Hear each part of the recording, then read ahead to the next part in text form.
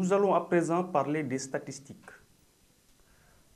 On entend souvent parler de statistiques dans la vie de tous les jours. Alors, pourquoi fait-on des statistiques? Dans quel contexte parle-t-on de statistiques? Alors, souvent, un professeur, par exemple, qui fait un devoir, bien au terme d'une composition, fait des statistiques au niveau des notes. Alors, que fait le professeur en général? Et en général, il organise les notes. Il organise les notes, par exemple, les notes comprises entre 0 et 5, entre 5 et 10, entre 10 et 15, entre 15 et 20, etc. Combien d'élèves ont eu la moyenne? Quel est le pourcentage d'élèves ayant eu la moyenne? Combien d'élèves n'ont pas eu la moyenne? Donc, le professeur, en général, organise les notes de façon à pouvoir faire des commentaires sur la classe. Il fait donc en ce moment des statistiques. L'État peut faire des recensements pour un besoin donné, des recensements au niveau d'une population donnée. Par exemple, on peut essayer de compter le nombre de personnes, le nombre d'individus vivant dans un pays donné, ou bien le nombre de familles disposant de l'outil Internet, et donc calculer, par exemple, le pourcentage d'utilisation de l'Internet, par exemple, dans un pays donné. On fait ainsi des statistiques. Un roi peut demander à ses sujets de payer des impôts. Et donc, sur cette base-là, il peut demander à chaque sujet combien il dispose de biens, par exemple, de biens ou bien de bêtes, ou bien de champs, pour pouvoir lui fixer le montant à payer pour les impôts. Donc, c'est autant d'exemples où on est appelé à faire ce qu'on appelle des statistiques. Alors, on fait des statistiques, c'est-à-dire on fait des organisations et des gestions de données. Donc, en général, en statistique, on organise des données et on gère des données. Donc, la base, c'est avoir des données. Maintenant, les données peuvent être des personnes, les données peuvent être des villes, les données peuvent être des températures, les données peuvent être des animaux, etc. Alors, il convient ici de savoir qu'en statistique, il y a un vocabulaire spécifique. Un vocabulaire spécifique. Par exemple, dans une étude statistique, il y a toujours présence de données. Il y a toujours des données. Alors, en général, l'étude statistique porte sur un ensemble de données qui est appelé population. Donc, il faut savoir que ici, le mot population n'a pas forcément le même sens que celui utilisé en géographie, par exemple, quand on dit la population d'une ville ou bien la population d'un pays. En statistique, une population, c'est l'ensemble sur lequel porte une étude statistique. Par exemple, si je veux étudier la température des différentes villes du Sénégal à midi, à ce moment-là, la population que je considère est l'ensemble des villes du Sénégal. Par exemple, Dakar, Kaolack, Thiès, etc. Ce sont les éléments de la population. Si je fais une étude économique, par exemple, sur les pays d'Afrique, à ce moment-là, la population considérée est l'ensemble des pays d'Afrique. Si je fais une étude statistique sur les groupes sanguins d'individus, à ce moment-là, la population est l'ensemble des individus concernés. Alors, c'est pour vous dire qu'une population en statistique n'est pas forcément constituée de personnes. De même que la notion d'individu en statistique n'a pas forcément le même sens que la notion qu'on connaît de l'individu de façon générale. Puisque en statistique, un individu n'est pas forcément une personne aussi. Un individu en statistique, c'est un élément d'une population. Si je reprends un exemple déjà évoqué, si je veux étudier la température des villes du Sénégal à midi, dans ce cas, Kaolack est un individu, puisque Kaolack fait partie des villes du Sénégal. Alors, Mbour est un individu, Dakar est un individu, etc. Donc, un individu en statistique signifie simplement un élément d'une population. Alors, quand on fait également une étude sur une population, il est bien de faire une étude sur une population de considérer les individus, mais à ce moment-là, on peut se poser une question. Qu'est-ce que l'on étudie chez la population? Puisque si je prends une population d'élèves, par exemple, je peux étudier la moyenne trimestrielle ou la moyenne annuelle. Je peux étudier le groupe sanguin. Je peux étudier l'éloignement du domicile par rapport à l'école. Donc, il y a autant d'éléments qu'on peut étudier chez une population donnée. Maintenant, quand on cible un élément donné que l'on étudie, cet élément donné que l'on étudie s'appelle le caractère. Donc, le caractère. Par exemple, si je considère la population d'une classe, une classe de 3e, et que j'étudie la moyenne semestrielle de mathématiques, à ce moment-là, le caractère étudié est la moyenne semestrielle de mathématiques. Je peux changer de caractère, par exemple, en disant, je vais étudier la taille des élèves de la classe.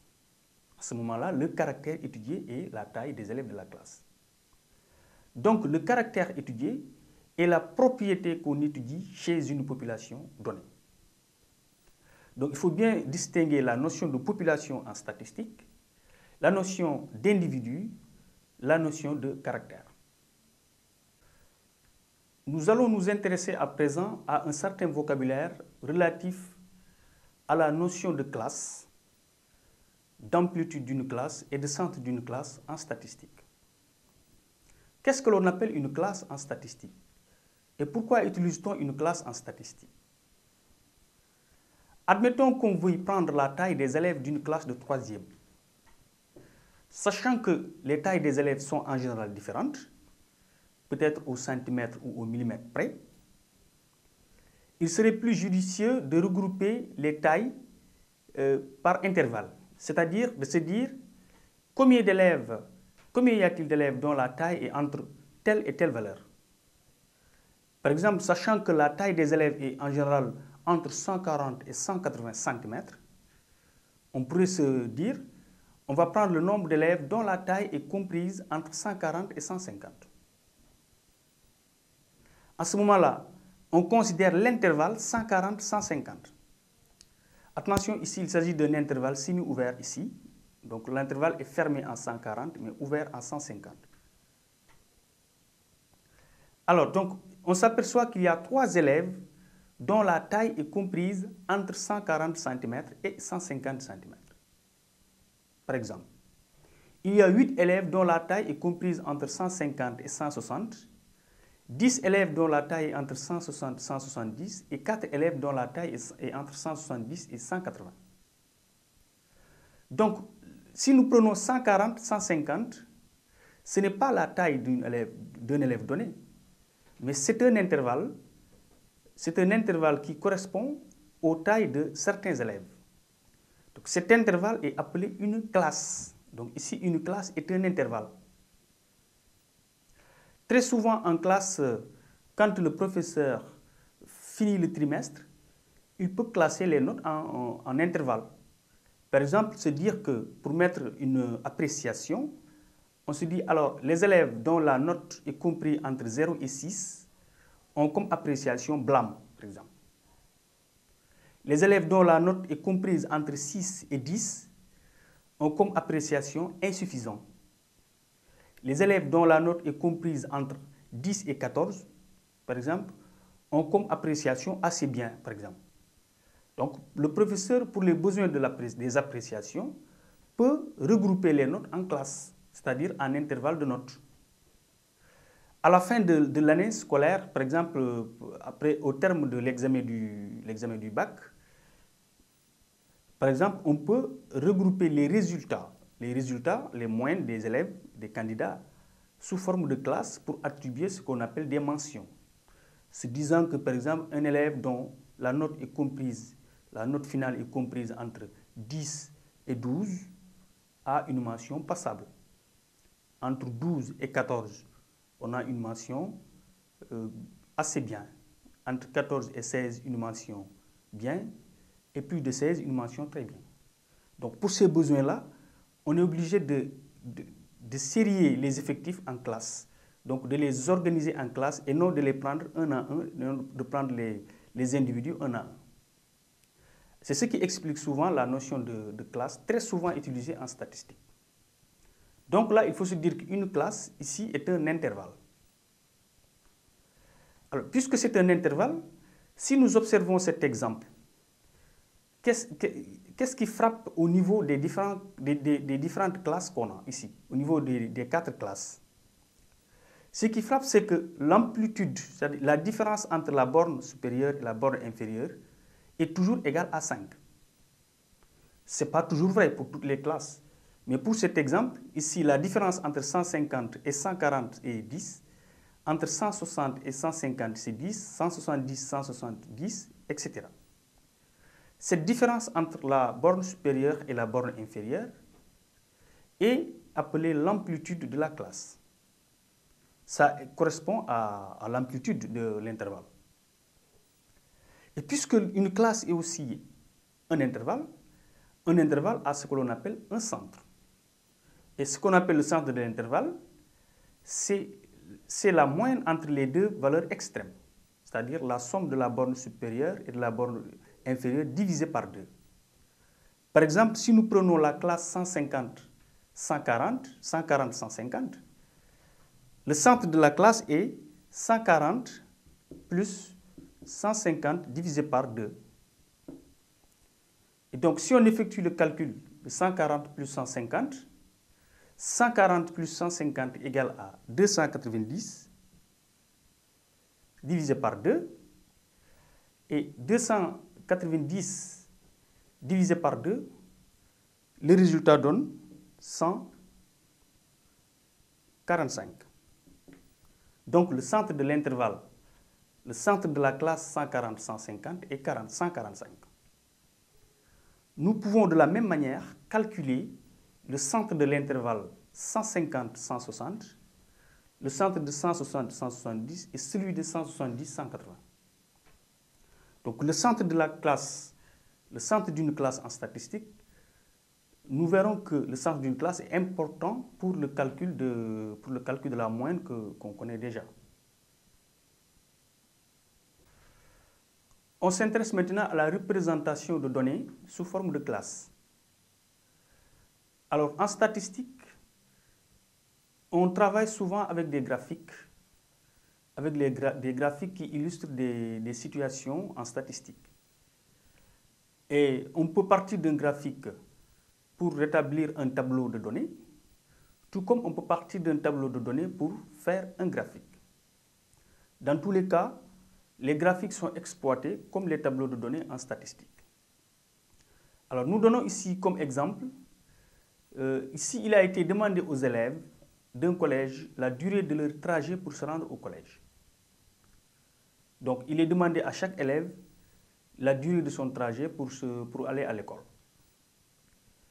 Alors, là aussi, au lieu de prendre la durée du trajet de chaque élève, donc on a sérié les durées en intervalles. Et cette fois-ci écrit différemment, puisque là, ici, on a dit par exemple pour 0 inférieur à t inférieur à 20, ici t représente le temps. Donc là, on s'intéresse aux élèves dont la durée du trajet est comprise entre 0 et 20. Il y en a 48. Entre 20 et 40, il y a 42. Entre 40 et 60, 18. Entre 60 et 80, 12. Alors, notons que l'écriture 0 inférieur égale à t inférieur à 20 correspond à l'écriture sous forme d'intervalle 0-20. L'intervalle fermé en 0 et ouvert en 20. Donc, une représentation sous forme de classe peut être aussi illustrée avec des inégalités comme ça. Dire 0 inférieur égale à t inférieur à 20. 20 inférieur égale à t inférieur à 40. Ça correspond à l'intervalle 20-40. Fermé en 20 et ouvert en 40. Donc, on va d'abord, dans un premier temps, représenter ce que l'on appelle l'histogramme des effectifs. C'est-à-dire les effectifs vont être représentés dans un graphique qu'on appelle histogramme. Ce sont d'abord les effectifs simples. Ensuite, nous passerons aux effectifs cumulés croissants. Je rappelle ici que les effectifs cumulés croissants, par exemple, pour l'intervalle 0-20, l'effectif c'est 48, mais l'effectif cumulé croissant c'est 48 aussi. Alors, pour l'intervalle suivant, 20-40, l'effectif c'est 42, mais l'effectif cumulé croissant, on cumule donc l'effectif qu'on avait précédemment avec l'effectif qu'on a. Donc, on cumule, c'est-à-dire on additionne 48 et 42 pour avoir 90. Donc, le 90, ça signifie quoi? Ça signifie les trajets compris entre la durée des trajets comprise entre 0 et 40 cette fois-ci. Donc, on cumule les trajets compris entre 0 et 20 et ceux entre 20 et 40. De même, l'effectif cumulé croissant de 40-60, c'est la somme de 48, 90 et 18. Donc, on cumule tous les effectifs depuis le début jusqu'à l'intervalle 40-60. C'est ça qu'on appelle donc les effectifs cumulés croissants. Donc, nous allons dans un premier temps faire l'histogramme des effectifs, puis celui des effectifs cumulés croissants. Nous allons dans un premier temps représenter les effectifs dans un graphique qu'on appelle histogramme. Alors, nous avions vu d'autres graphiques, par exemple le diagramme à bâton. C'est quand les effectifs, quand chaque modalité est représentée par son effectif. À ce moment-là, le tableau pouvait s'illustrer graphiquement par des bâtons verticaux. Donc chaque donnée, chaque modalité a son effectif, ce qu'on appelle le diagramme à bâton. Mais ici, les données sont représentées en classe. Donc les données, nous allons les représenter par des rectangles verticaux, puisque les rectangles correspondent ici aux intervalles, aux classes. Par exemple, quand on dit 0,20, l'effectif de 0,20, c'est 48. Alors, donc, les deux axes sont gradués. En abscisse, nous avons les classes, c'est-à-dire les intervalles. En ordonnée, nous avons les effectifs. Alors, la classe 0,20 a pour effectif 60.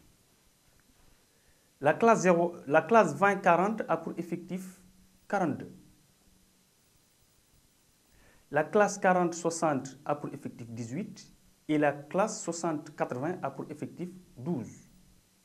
Donc chaque classe a son effectif. Sur l'axe des ordonnées, on repère l'effectif de chaque classe. L'axe des ordonnées est ici gradué en unité 10.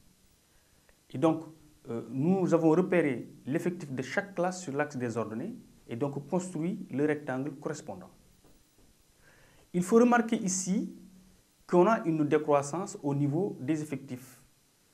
Et donc cela s'est illustré sur le graphique. Ce n'est pas toujours le cas.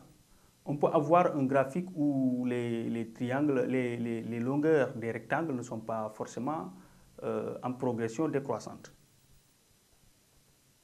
Donc c'est le fruit du hasard de tomber sur un exemple où les longueurs des rectangles sont décroissantes. Alors donc le graphique qu'on obtient ici est un histogramme. On pouvait s'amuser à colorier, par exemple colorier chaque rectangle avec une couleur donnée pour pouvoir illustrer par exemple chaque classe. On pouvait aussi, comme je l'ai dit tantôt, à partir de ce tableau, à partir de ce graphique, reconstituer le tableau des classes. C'est-à-dire si dans un exercice on donnait que le graphique, on pouvait reconstituer les classes, on pouvait lire sur le graphique pour dire que la classe 0,20 a pour effectif 48, la classe 20-60 a pour effectif 42, ainsi de suite. Donc à partir du graphique, on pouvait aussi reconstituer le tableau des effectifs. De la même manière qu'on a représenté l'histogramme des effectifs, on peut aussi représenter l'histogramme des effectifs cumulés croissants, puisqu'on a calculé tout à l'heure les effectifs cumulés croissants. La première remarque qu'on peut faire sur cet histogramme, c'est que les longueurs des rectangles sont en ordre croissant. C'est normal puisqu'il s'agit ici d'effectifs cumulés croissants. L'effectif cumulé croissant de la classe 0,20 est plus petit que l'effectif cumulé croissant de la classe 20-40, qui est plus petit que l'effectif cumulé de 40-60, qui est aussi plus petit que l'effectif cumulé de 60-80. Ce qui justifie ici que les longueurs des rectangles sont en ordre croissant. Alors, pour représenter le diagramme des effectifs cumulés croissants, on procède exactement de la même manière que pour représenter le diagramme des effectifs simples. C'est-à-dire, on prend chaque classe, on représente son effectif cumulé croissant sur l'axe des ordonnées. C'est pour ça, sur l'axe des ordonnées, il est mis ici ECC, qui signifie effectif cumulé croissant en ordonnée, et en abscisse, on a les classes. Et donc, on obtient, le diagramme qu'on obtient, c'est aussi un histogramme, mais il s'agit ici de l'histogramme des effectifs cumulés croissants. Et en rouge, on a joint les bouts inférieurs des rectangles pour obtenir ce qu'on appelle le polygone des effectifs, dont l'importance sera illustrée par une notion qu'on va voir après. Alors, il faut remarquer aussi que, de la même manière qu'on a représenté l'histogramme des effectifs, on pouvait aussi représenter l'histogramme des fréquences. En ce moment-là, on calculerait les fréquences, donc la fréquence de chaque classe. Je rappelle que la fréquence d'une classe est égale à l'effectif de la classe divisé par l'effectif total. Et que la fréquence peut être représentée sous forme de fraction, sous forme de nombre décimal, ou bien sous forme de pourcentage, ce qu'on fait le plus souvent. Donc, une fois qu'on a calculé les fréquences de chaque classe, on peut représenter l'histogramme des fréquences en portant en abscisse toujours les classes, mais cette fois-ci, en ordonnée, les fréquences vont remplacer les effectifs. Donc, on obtiendrait un histogramme similaire en remplaçant simplement les effectifs par les fréquences. Ainsi, on peut représenter l'histogramme des fréquences simples et aussi l'histogramme des fréquences cumulées croissantes. Nous allons parler maintenant des paramètres de position. Donc, ce que l'on appelle les paramètres de position ici, il s'agit essentiellement de la classe modale, de la classe médiane et de la médiane de façon plus générale. Tout comme les séries statistiques simples, c'est-à-dire où on n'a pas de classe, où les données sont représentées sans être classées, dans ces séries statistiques simples, on parlait de mode, on parlait de médiane. Alors, quand les données sont regroupées en classes, à la place du mode, on parle de la classe modale. Alors, on sait que le mode, c'est la modalité qui a le plus grand effectif. Le mode est défini comme étant la modalité qui a le plus grand effectif. Donc, de la même manière, lorsque les données sont regroupées en classes, ce que l'on appelle la classe modale, c'est la classe, c'est-à-dire l'intervalle, qui a le plus grand effectif. Donc la classe modale, on peut la retrouver avec le tableau des effectifs. C'est le cas de cet exemple. Le tableau des effectifs illustre que la classe 20-40, qui a comme effectif 48, est la classe modale, puisque 48 est le plus grand effectif parmi tous les autres effectifs. Donc la classe modale est 20-40 pour cet exemple. Alors, donc on peut aussi, d'une certaine façon graphiquement, trouver la classe modale. Alors, pour ce qui est de la classe médiane, on sait que la médiane est une valeur qui partage la série en deux groupes de même taille. Et la classe médiane aussi, la médiane va se trouver dans une classe ici. La médiane va se trouver dans une classe, c'est-à-dire dans un intervalle. C'est cet intervalle qui est la classe médiane. Ici, nous voyons que l'effectif total est 130. Il y a 130 élèves dans ce collège. Alors, donc, la moitié de 130, c'est 65. Donc, la médiane, c'est forcément entre la 65e et la 66e valeur. Donc, ici, si nous nous référons au graphique, alors 65 correspond en abscisse ici à la classe 20-40, puisque le point d'ordonnée 65 a son abscisse qui est dans la classe 20-40. Ça veut dire ici quoi? Ça veut dire que dans la pratique, la valeur médiane, c'est-à-dire la valeur qui va partager la série en deux groupes de même taille, va se trouver dans la classe 20-40, puisque ici, la série est constituée de classes. Alors, mais ceci ne nous permet pas de connaître automatiquement la valeur médiane. Ce que l'on sait, c'est que la valeur médiane est dans la valeur 20-40. Et donc, 20-40 est la classe modale, c'est-à-dire la classe qui contient la valeur médiane. Maintenant, comment pourrait-on trouver la valeur médiane? Eh bien, on pourrait trouver la valeur médiane ici, graphiquement, en considérant des triangles ici qui sont en position de Thalès. Si nous regardons la classe 20-40, qui est représentée ici, nous voyons que la classe 20-40 est représentée par ce triangle. Si nous nommons par A ce point, bien celui-là et C, alors A c'est le point de coordonnées 20-60. Puisque pour placer A c'est le point de coordonnées 20-60 dans le repère. B c'est le point de coordonnées 40-60. C c'est le point de coordonnées 40-90. Alors le point M c'est le point d'ordonnée 65, c'est-à-dire la moitié des effectifs, et d'abscisse la médiane, puisque c'est l'abscisse du point M justement que l'on cherche. Alors le point M et le point N ont la même abscisse. Donc nous voyons ici que